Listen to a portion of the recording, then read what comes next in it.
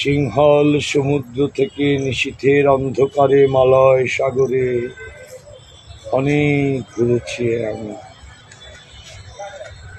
বিম্বিসার অশোকের ধূসর জগতে সেখানে ছিলাম আমি আরো দূর বিদর্ভ নগরে।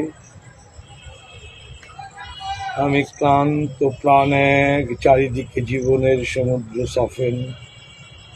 আমারে দুদণ্ড শান্তি দিয়েছিল নাটোরের বনলতা সেন। চুল তার কবেকার অন্ধকার বিদিশার নিশা, মুক্তার শ্রাবস্তির কারুকার্য।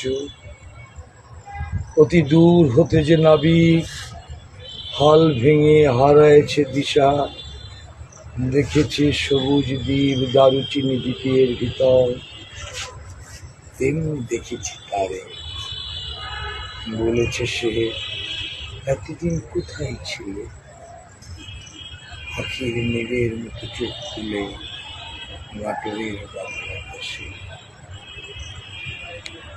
সমস্ত দিনের শেষে শিশিরের শব্দের মতন সন্ধ্যা নামে, ডানার রৌদ্রের গন্ধ মুছে ফেলেছি, তখন গল্পের তরে জোনাকিরা ঝিলমিল।